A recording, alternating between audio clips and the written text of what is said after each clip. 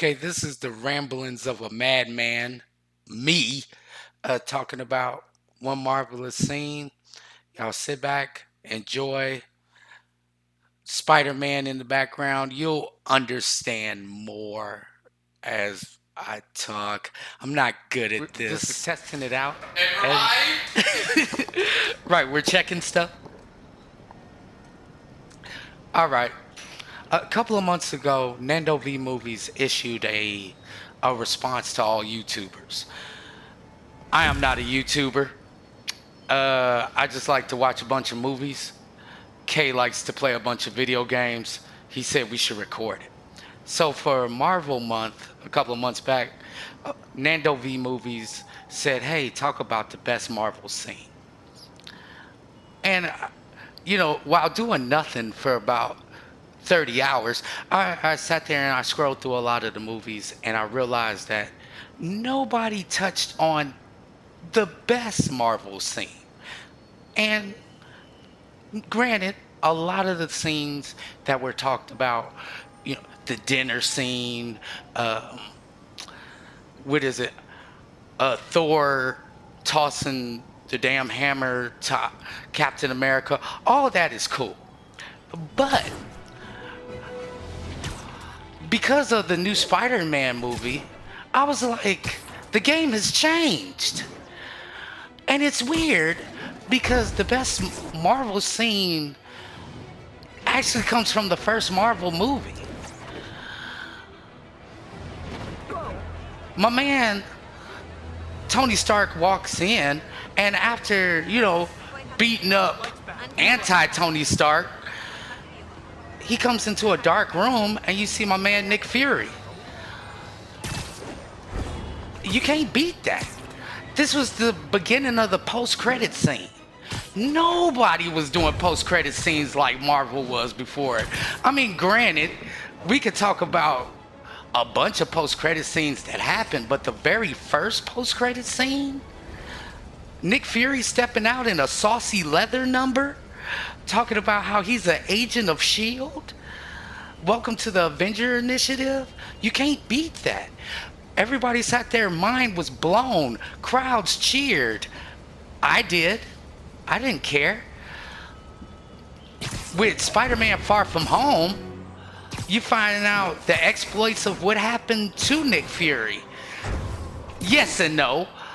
But just for that moment, when Nick Fury stepped out of nowhere, hacking Iron Man's unhackable security system, I couldn't be blown. Hold on, this is hot.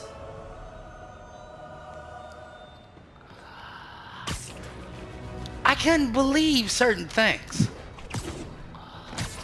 I don't want to give no spoiler to Far From Home, even though hundreds of y'all seen this. But a real quick reference. Nicolas Cage, he sat there and brought up something weird. They asked him about the Superman movie that he was going to be in. And, with the passing of John Schnepp, he did the greatest Superman movie that you never seen. They asked Nicolas Cage, I want to say during the interview for the Spider-Man Miles Morales movie, Into the Spider-Verse? You know what? We'll touch on how that's the greatest Spider-Man movie ever made a whole nother day. But they asked him, do you think it would have been a good Spider-Man, like a good Superman movie? Do you think it would have been a good Superman movie? They said, nothing's better than the movie that you could create in your mind. After assuming that Nicolas Cage was a crazy person, I sat there and thought, no, he's right. I watched Iron Man 1 not too long after that. Just feeling good old nostalgic because I love me some Tony Stark. Robert Downey Jr. is the man. They picked him out of a forest and he just blossomed out of this, grew. Now, if you know anything about RDJ's past, you know that some of this wasn't meant to be. He was a struggling actor trying to come up, and I'm not gonna say struggling, but it wasn't like, you know, he was headlining movies. He was doing like Ally McBeal, rom-coms. For them to take a chance on RDJ, they was like, "Are you sure?" And he was like, "If I'm gonna make this movie, it's gotta have Robert." But not to gloat over how much I love, you know, Iron Man, the star of the show was Samuel L. Jackson coming out of nowhere, introducing him to the Avengers initiative. Just for that second, we was like, are we getting a Captain America movie? Are we getting a Thor movie? Ant-Man and the Wasp? We had no idea we was gonna be seeing Captain Marvel. We had no idea we was gonna see Infinity Gauntlet or Infinity War. That's crazy. You can't do those storylines. Hell, X-Men can't even get a movie right. They can't do the Dark Phoenix.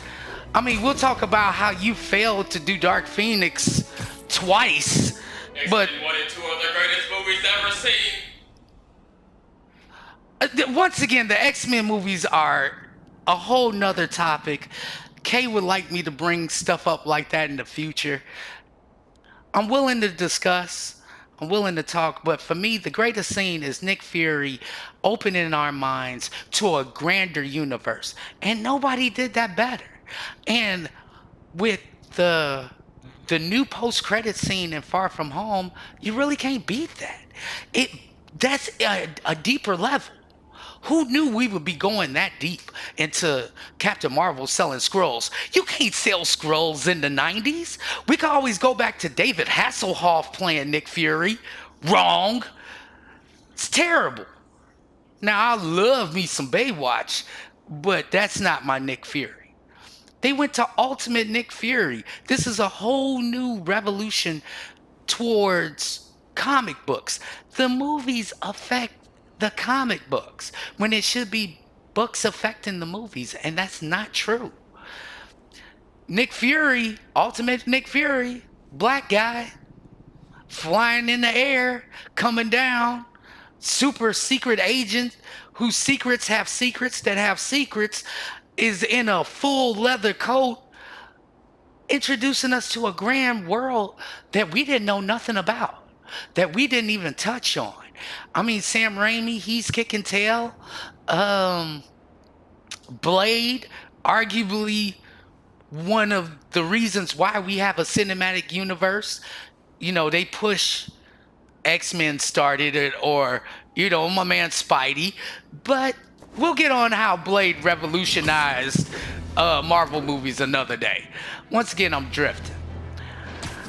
Just to me, the Marvel Cinematic Universe opened up so much, and who knew we would get it? Who knew we could do it? And yeah, it's off the back of Spider-Man. But it all started with Nick Fury, introducing us to a whole new world. Walking up. Can't let Doc down. Oh man, uh-oh, that sounds like the schedule. I gotta get to the gig. But it introduced us to so much. A beautiful world. What, Paul Rudd? Is he a black man? Is he gonna age? Captain Marvel, is this a real movie? Is she really standing up for women's rights? It's so much. Wakanda Forever. Marvel has done it and touched it on so many different bases. I can go all over the board for 23 movies worth. But when Nick Fury stepped out, it really introduced us to something on a grander scale. I can't wait to see what they have. Hopefully they let James Gunn do his thing. You know, he's hired back on doing Marvel 3. I would like to discuss Suicide Squad, but once again, all these are videos for the future, and I would love to bring you guys more content. Look, like and subscribe. dig the videos. Hopefully, my man K can get this linked on Nando V Movies. And I want to thank y'all for just listening for 30 seconds. The reason why I chose the Spider-Man stuff is, hey, welcome to low budget products. But whatever. I'm finna get into some of this Spider-Man. I'm finna chill. I want y'all to have a good time. Like and subscribe.